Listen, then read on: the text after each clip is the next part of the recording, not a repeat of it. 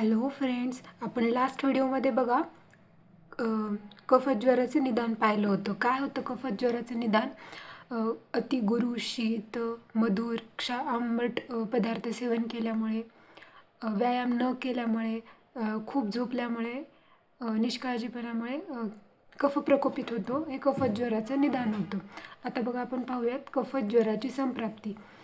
Important आहे, लक्षात घ्या.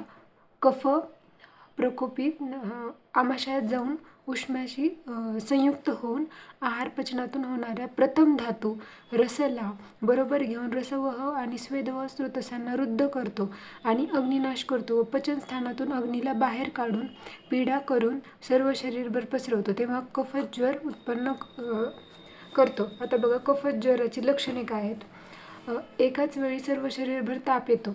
वातजमध्ये काय होतं? बघा त्याचं काही फिक्स नव्हतं, कधी निश्चित नव्हतं की कधी कुठे ताप येतो. इथे सांगितलं एकाच वेळी सर्व शरीरभर ताप येतो किंवा वाढतो, विशेषतः भोजन केल्यानंतर लगेच. लक्षात घ्या, लगेच सकाळी, रात्रीच्या पहिल्या प्रहरात आणि वसंत ऋतूमध्ये ज्वर येतो किंवा वाढतो. या ज्वरामध्ये अंग जड होणे, जेवणाविषयी अनिच्छा, तोंडातून कफ बाहेर येणे, तोंड गोड राहणे, मळमळणे, हृदय प्रदेशात छाती अवळल्याप्रमाणे वाटणे, उलटी होणे, झोप अधिक येणे, स्तब्धता, तंद्रा, खोकला, दम लागणे, थंडी वाजणे ही कफज्वराची लक्षणे आहेत. आता बघा द्वंद्वज आणि सन्निपातज ह्याच्यामध्ये काय सांगितले बघा.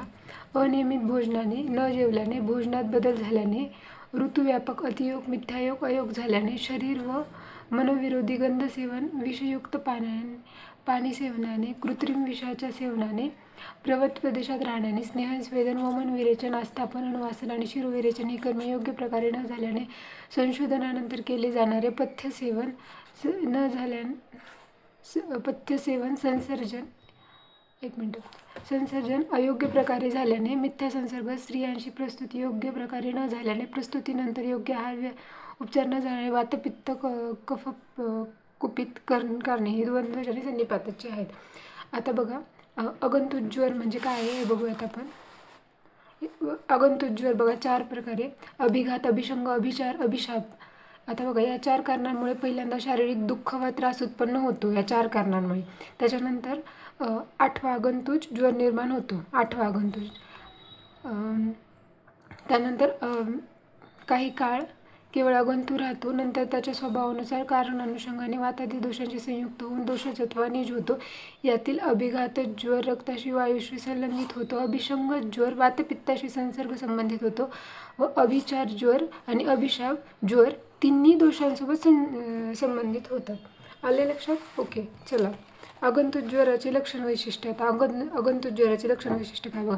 तो अगंतुज्वर आपले वैशिष्ट्य वेगळे, निदान, लक्षणे आणि चिकित्सा यामुळे 7ही निज ज्वरांपेक्षा वेगळा आहे.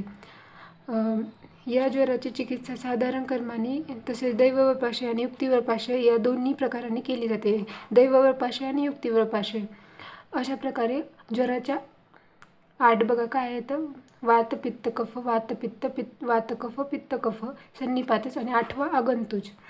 आता बघा ज्वराची विशिष्ट लक्षणे आणि त्याचे प्रकार. ज्वर खरे म्हणजे एकच असतो. त्याची लक्षण उष्णता वाढणे, संताप, तापमान वाढणे हे असते.